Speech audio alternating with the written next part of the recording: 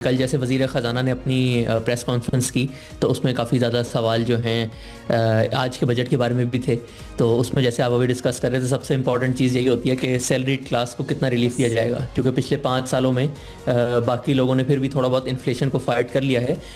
But इस important तबके ने जो है बिल्कुल सैलरीज भी इतनी ज़्यादा इंक्रीज़ नहीं हुई और टैक्स रेट भी इंक्रीज़ हुए हैं। तो जो लेटेस्ट प्रपोजल्स गए थे प्राइम मिनिस्टर के पास, उसके हिसाब से तकरीबन 2.5% से 5%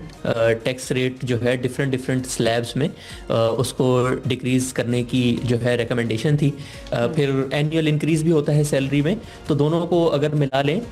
तो तकरीबन हम एक्सपेक्ट कर सकते हैं कि 10% आपकी जो इंक्रीज़ होता है एक तरह से आफ्टर टैक्स सैलरी, वो एक्सपेक्ट कर सकते हैं। इसके साथ साथ सोलर पे टैक्सेस इंक्रीज़ होने के, सोलर पैनल्स पे इंक्रीज़ होने की काफ़ी ज़्यादा बातें हो रही थी, बट लेटेस्ट कल जो न्यूज़ चल रही थी उसके हिसाब से ऐसा लग रहा है कि ये जो है वो वापस ले लिया गया है। इसके अलावा अगर हम एक और तबके की बात करें जिन पे टैक्सेस जो हैं बहुत ज़्यादा हैं और ये पाकिस्तान की ग्रोथ को जो है बहुत ज़्यादा अफेक्ट भी कर रहे हैं, FDI पाकिस्तान में रुकी हुई है, लोकल इन्वेस्टमेंट भी रुकी हुई है, वो है कॉर्पोरेट टैक्स। तो सुपर टैक्स और इनकम टैक्स रेट से रिलेटेड भी जब वज़ीर ख़जाना से सवाल हुआ तो उन्होंने यही कहा कि कल इनके रिमार्क्स जो थे वो थोड़े पॉजिटिव थे। तो हो सकता है यहाँ पे भी हम लोग 1 से 2% की रिलीफ जो है कॉर्पोरेट सेक्टर वो देखें, और हो सकता है एक्सपोर्टर्स के लिए मज़ीद कमी हो सुपर टैक्स में। ऑलराइट, अच्छा अमार साहब, बजट का जो आधा हिस्सा है तकरीबन वो तो कर्जों पर सूद की अदायगी में चला जाएगा, तो फिर जो लॉन्ग टर्म प्लानिंग है हुकूमत की, या क्या हिकमत अमली हो सकती है मुल्क को चलाने के लिए इस साल के लिए? देखें, लॉन्ग टर्म बात सारी ये है कि हमें समझने की ज़रूरत है कि सूद में क्यों चला जाएगा, इतना लोन आपने क्यों लिया हुआ है कि आधा जो आपका बजट है वो इंटरेस्ट पेमेंट में जाता है।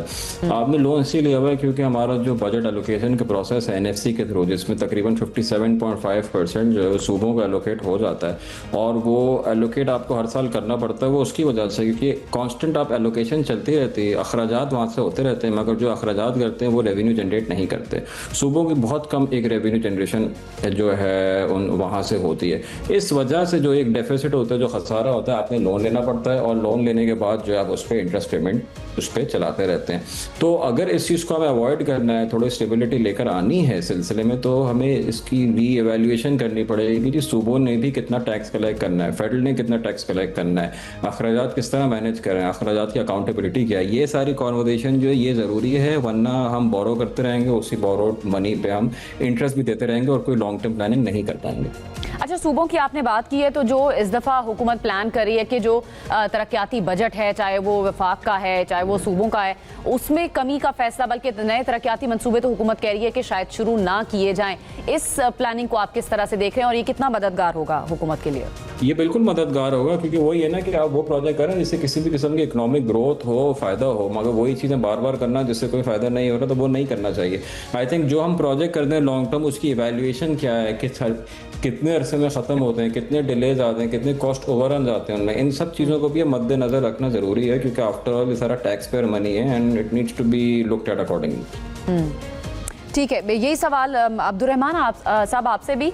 जो हुकूमत ने फैसला किया है कि नए तरक्याती मंसूबे नहीं शुरू करेगी, बल्कि जो बजट है सूबों का तरक्याती वो उसको कम कर दिया गया, जो मंसूबे चल रहे हैं ज़ाहिर है वो कंटिन्यू होंगे, सिर्फ बलूचिस्तान के अलावा बाकी तमाम सूबों का तरक्याती बजट कम कर दिया गया है। आपकी नज़र में ये कैसा फैसला है हुकूमत का? नहीं, मेरे हिसाब से बहुत अच्छा फैसला है। इवन दो अगर हम देखें हमारा जो PSDP है as a percentage of GDP, ये आज से 10 साल पहले तकरीबन 2.5% होता था, और अब ये गिर के जो है 0.6-0.7% की रेंज में आ जाएगा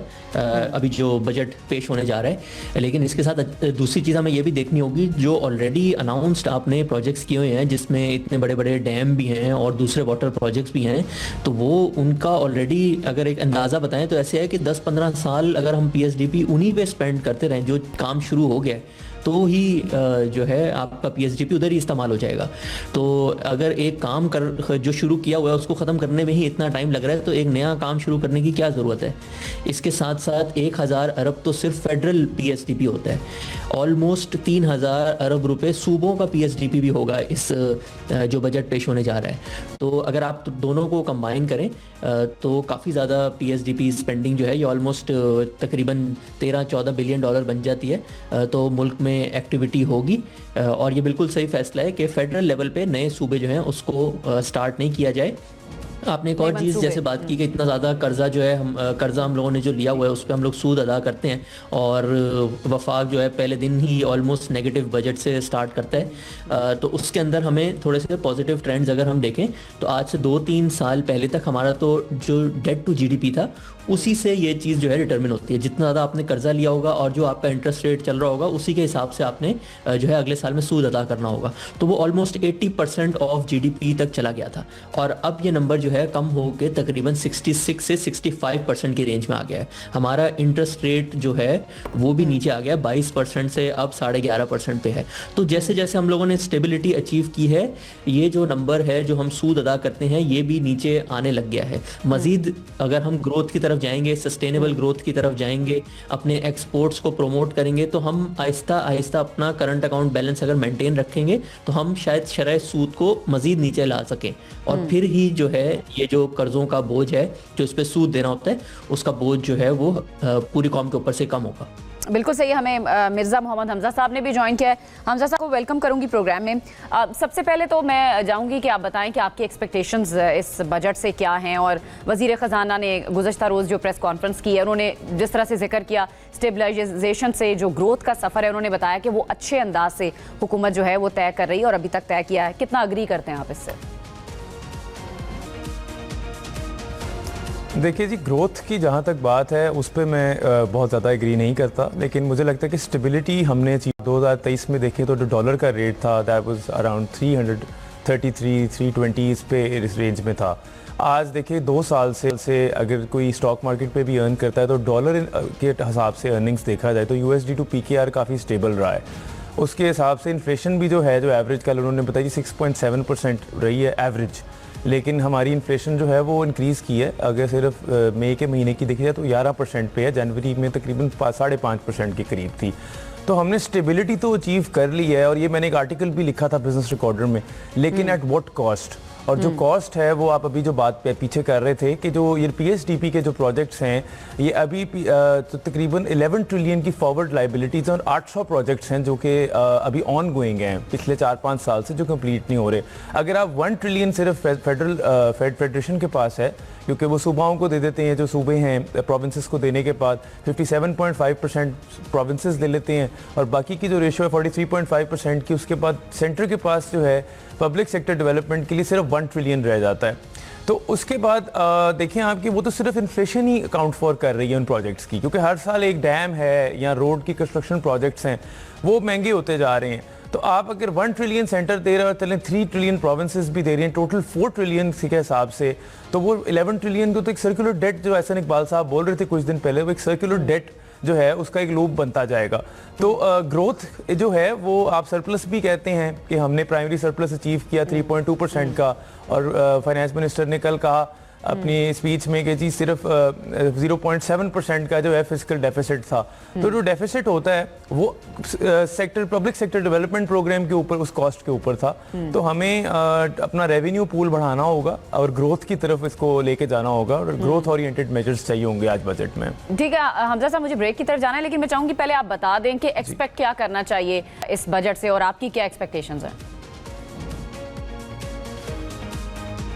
देखिए जी, मैंने तो जो अभी फिलहाल जो पढ़ा था उसमें था कि जी ये स्मॉल पेटी मेजर्स दोबारा कर रहे हैं। लास्ट ईयर से देखा जाए तो लास्ट ईयर ATM विड्रॉल पे जो विद होल्डिंग टैक्स इन्होंने इंक्रीज़ किए, फिर इस साल सोलर पैनल्स का आ रहा है, सेल्स टैक्स एग्जेम्पशंस के ऊपर बात आ रही है, KP के ऊपर जो है वो मज़ीद जो है स्क्रूटनी हो रही है। तो काफ़ी सारे इस तरह के जो मामला है। फिर स्टेशनरी का जो आया था पीछे के जी स्टेशनरी के ऊपर टैक्स करेंगे, ये कुछ चीज़ें जो हैं वो बजट से पहले आ रही थी सामने। और अगर देखा जाए तो आर्टिकल 25A जो है कॉन्स्टिट्यूशन का, वो गारंटी करता है कि स्टेट रिस्पॉन्सिबिलिटी लेगी free and compulsory education for all. तो अगर आप स्टेशनरी को टैक्स कर रहे हैं, आई थिंक इन मेजर्स के थ्रू अगर आप रेवेन्यू क्रिएट कर रहे हैं तो वो नज़र नहीं आ रहा कि ग्रोथ होगी, वो फिर एक गरीब आवाम की तरफ जो है बात आ रही है। दूसरी बात ये कि सेंटर क्योंकि 57.5% मैंने आपको बताया एफबीआर रेवेन्यूज में से डिस्पर्स कर देता है, तो उसकी वजह से जो है काफ़ी ज़्यादा दबाव आ जाता है उनके पास टुवर्ड्स अदर थिंग्स, क्योंकि देखें जो बाकी बच जाता है फेडरल ने देना होता है पेंशन्स, डिफेंस और साथ में इंटरेस्ट पेमेंट्स, और आज जो इंटरेस्ट पेमेंट्स हैं वो तकरीबन 335,000 एक पाकिस्तानी शहरी ने अदा करनी है। एक पाकिस्तानी के ऊपर इतना कर्ज चढ़ चुका है और डेली की जो इंटरेस्ट पेमेंट जी, तो उस हिसाब से मैं एक्सपेक्ट कर रहा हूँ कि ये रिग्रेसिव मेजर्स ना हो, इसमें एग्रीकल्चर को जो है वो थोड़ा सा लाया जाए और सेक्टर्स को लाया जाए, बिजनेसेस के लिए आसानी पैदा की जाए, और प्रोविंसेस के ऊपर जैसे 18th अमेंडमेंट के बाद एनएफसी के बाद प्रोविंसेस ने अपनी रेवेन्यू कलेक्शन करनी है, लेकिन पंजाब की सिर्फ 1 ट्रिलियन थी last year. So I want जी, तो मैं चाह रहा हूँ कि थोड़ा प्रोविंसेस भी रिस्पॉन्सिबिलिटी लें और थोड़ा सा जरा बजट में इस दफा ग्रोथ ओरिएंटेड हो, तो मैं ये एक्सपेक्ट कर रहा हूँ, बट नॉट कि हम ये दोबारा से यही टैक्सेस देखें। हाँ बिल्कुल सही है।